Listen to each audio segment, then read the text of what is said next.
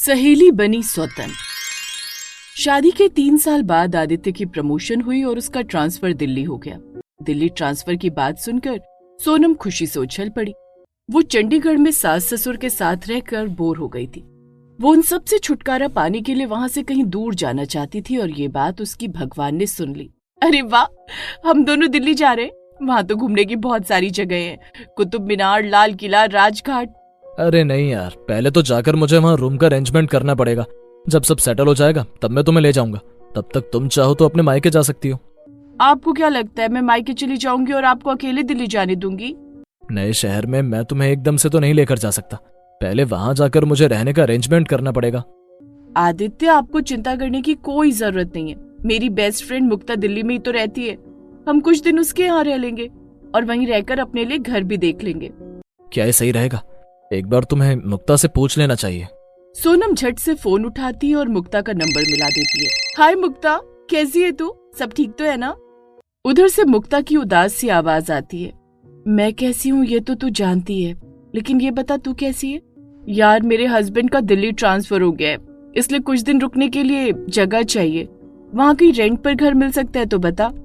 यहाँ मेरे रहते हुए तुझे कहीं और रेंट पर रहने की क्या जरूरत है? मेरा इतना बड़ा घर है, यहाँ इतने बड़े घर में मैं अकेले ही तो रहती हूँ। तू मेरे घर में जब तक मन करे आराम से रह। You are so sweet. Thank you thank you thank you thank you. ये कहकर सोनम फोन रख देती है और आदित्य से कहती है, देखा आदित्य, मेरी फ्रेंड कितनी अच्छी है। अब जल्दी से चलने की तैयारी करो। अगले दिन उन्होंने सामान पैक किया और दिल्ली के लिए रवाना हो गए। घर ढूंढने में ज्यादा परेशानी नहीं हुई क्योंकि मुक्ता ने उन्हें लोकेशन भेज दी थी। वो दोनों मुक्ता के घर पहुंचे। मुक्ता ने दरवाजा खोला तो आदित्य उसे देखकर हैरान रह गया। उसके शरीर पर सफेद साड़ी, न काजल न बिंदी, फिर भी बहुत खूबसूरत थी मुक्ता। मुक्ता सोनम के गले लगकर कहती है, अच्छा हुआ आदित्य जी का ट्रांसफर दिल्ली हो गया। इस बहाने हमारा मिलना भी हो गया। अब हम खूब सारी बातें करेंगी। अच्छा, पहले तुम अपना सामान उस कमरे में रखकर फ्रेश हो जाओ, वही तुम्हारा कमरा है। तब तक मैं चाय बनाती हूँ। आदित्य कमरे में सामान रखकर कहता है, सोनम, तुम्हारी सहेली विधवा है। इस तरह हमें उस पर बोझ बनकर यहाँ नहीं आना चाहिए था। मैंने आपको बताया तो था, शादी के 1 साल बाद ही उसके पति की रोड एक्सीडेंट में मौत हो गई थी। सास ससुर बहुत पहले ही दुनिया से चले गए, तब से बेचारी अकेले ही रहती है। मुझे कुछ अच्छा नहीं लग रहा। एक काम करते हैं, उसे कमरे का किराया दिया करेंगे, इससे उसे कुछ मदद मिल जाएगी। तभी मुक्ता चाय ले आती है। कितनी जल्दी चाय बना दी तूने। तुझे पता है, शादी के बाद मैं तो चाय बनाना ही भूल गई, क्योंकि चाय हमेशा आदित्य ही बनाते हैं। तुम तो बहुत खुश नसीब हो सोनम, जो तुम्हें इतने अच्छे पति मिले। लेकिन आज तो तुम्हें मेरे हाथ की चाय पीनी पड़ेगी। आदित्य चाय पीकर कहता है, अरे वाह, कितनी अच्छी चाय बनाई है आपने। ऐसी चाय तो सोनम ने भी कभी नहीं बनाई। सोनम मुंह बनाते हुए कहती है, आपको तो बस बहाना चाहिए मेरी कमियां निकालने का। तीनों बैठकर घंटों बातें करते हैं और फिर अपने अपने कमरे में जाकर सो जाते हैं। अगले दिन आदित्य ऑफिस चला जाता है और सोनम अकेली रह जाती है। सोनम मुक्ता के कमरे में जाती है और कहती है, अरे मुक्ता, तू यहाँ किताबों में घुसी और मैं तुझे इधर उधर ढूंढ रही थी। चलो कहीं बाहर चलते हैं, यहाँ पड़े पड़े तो मैं बोर हो जाऊंगी। बोर कैसे हो जाएगी? आ मेरे पास बैठ, हम दोनों ढेर सारी बातें करेंगे। कितनी बातें करेंगे यार? मैं तेरी तरह 4 दीवारी में बंद होकर नहीं रह सकती। मुझे आजादी चाहिए। तू घुसी रहे किताबों में, मैं तो चली। कहीं रास्ता भूल जाऊं तो लोकेशन भेज देना। सोनम मुक्ता की परवाह किए बिना दिल्ली घूमने निकल गई।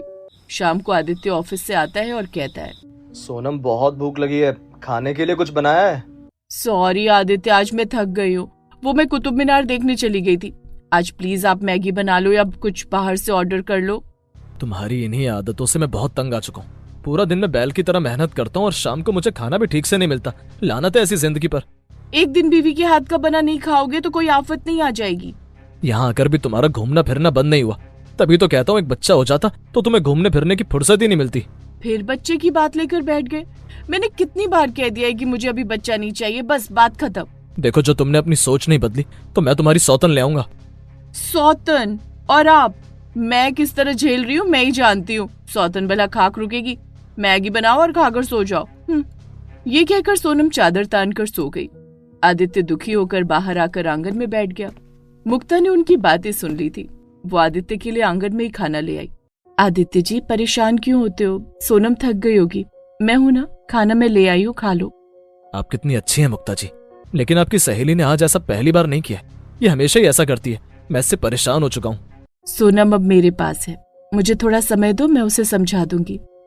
अगले दिन आदित्य के ऑफिस जाने के बाद मुक्ता सोनम से कहती है, सोनम, आदित्य जी थके हारे ऑफिस से आए थे, तुम्हें खाना बनाकर देना चाहिए था।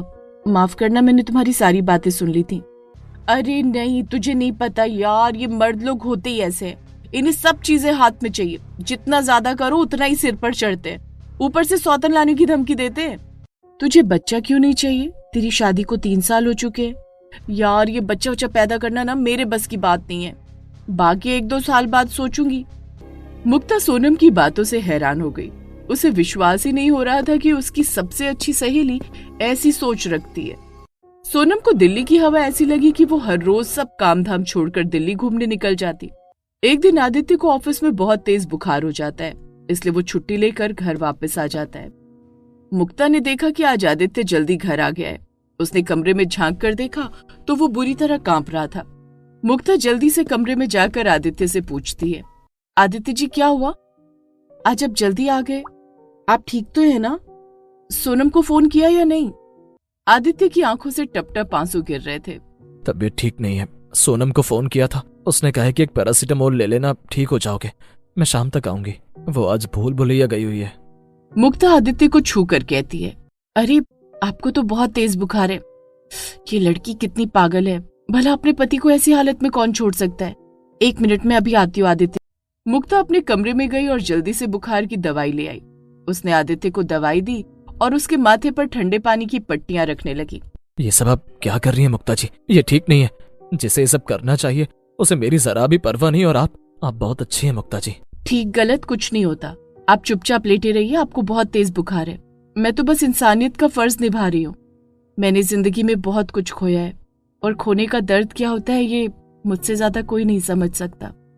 आप तो सोनम की सबसे अच्छी सहेली है ना, फिर वो आपकी जैसी क्यों नहीं है कि आप उसे अपने जैसा नहीं बना सकती, जो मेरी परवाह करे, मेरा ख्याल रखे? आदित्य जी, इसके लिए सोनम को पहले आपको खोना पड़ेगा, तभी उसे आपकी कमी का एहसास होगा। आप मुझे गलत मत समझना, पर अगर मैं सोनम से आपको चुरा लूं तो क्या आप मेरा इसमें साथ दोगे? मैं सोनम को तुम्हारी जैसी बनाने के लिए कुछ भी कर सकता हूँ। शाम को जब सोनम घर वापस आई तो देखती है कि मुक्ता आदित्य को अपने हाथों से खाना खिला रही है। ये देखती ही उसका पारा हाई हो जाता है। वो गुस्से में कहती है, मुक्ता ये तो क्या कर रही है? क्या कर रही हूँ? देख नहीं रही तेरे पति को खाना खिला रही हूँ। आदित्य जी, अब तो आपको अच्छा लग रहा है ना? अब आप ये दवाई खा लीजिए और आराम से सो जाइए, कोई जरूरत हो तो मुझे बुला लेना। आज पहली बार सोनम को अपनी सहेली से जलन हुई। सोनम तपाक से बोली, अरे तुझे क्यों बुलाएंगे, मैं हूं ना। मुक्ता आदित्य की तरफ देखकर मुस्कुराती हुई चली गई। अगले दिन आदित्य की तबीयत ठीक हो गई, लेकिन वो ऑफिस नहीं गया। आदित्य, तबीयत ठीक है आपकी? कल बेचारी मुक्ता जी ने इतना ख्याल रखा कि बुखार छू हो गया, अब मैं बिल्कुल ठीक हूँ। तो ऑफिस क्यों नहीं जा रहे? नहीं, आज मैं ऑफिस नहीं जाऊंगा। सोच रहा हूँ कुछ दिन की छुट्टी ले लूं और घर पर रहूं। तुम्हें जाना हो तो तुम घूमने जाओ, यहाँ मुक्ता जी है मेरा ख्याल रखने के लिए। तभी मुक्ता चाय लेकर आती है और कहती है, गुड मॉर्निंग आदित्य जी। सोनम को तो चाय बनानी आती नहीं, इसीलिए मैं आपके लिए अदरक इलायची वाली चाय लाई हूँ। सोनम को मुक्ता पर गुस्सा आता है, लेकिन कुछ नहीं कह पाती। उसे ऐसा लगने लगा था कि मुक्ता और आदित्य की नजदीकियां कुछ ज्यादा ही बढ़ती जा रही हैं। मौका देखते ही वो आदित्य से कहती है, आदित्य, मैं कह रही थी कि अब हमें कोई दूसरा घर ले लेना चाहिए। मुक्ता हमारे लिए कितना कुछ करती है, मुझे ये सब अच्छा नहीं लगता। मुक्ता तुम्हारे लिए नहीं, मेरे लिए करती है। अगर हम यहाँ से कहीं और गए तो मेरा ख्याल कौन रखेगा? तुम्हें तो घूमने से फुर्सत नहीं है, मैं यहाँ से कहीं नहीं जाने वाला। वो दोनों झगड़ ही रहे थे कि मुक्ता एक गिफ्ट पैक लेकर आती है और कहती है, हैप्पी बर्थडे आदित्य जी, ये लीजिए आपका बर्थडे गिफ्ट, मैं बड़े प्यार से लेकर आई हूँ। सोनम चौंकते हुए कहती है, ओह शिट, मैं तो भूल ही गई कि आज आपका बर्थडे है, सॉरी यार, हैप्पी बर्थडे। लेकिन मुक्ता, आज आदित्य का जन्मदिन है, ये तुझे किसने बताया? तू तो घर रुकती ही नहीं, हम लोग पूरे दिन बातें करते हैं, तो क्या मुझे पता नहीं चलेगा कि आदित्य जी का बर्थडे कब है? आदित्य जी, गिफ्ट खोलकर तो देखो। आदित्य गिफ्ट खोलकर देखता है और कहता है, मेरे फेवरेट कलर की टी शर्ट। आपको मेरी पसंद और नापसंद का कितना ख्याल है मुक्ता जी। तुझे फेवरेट कलर भी पता है मुक्ता?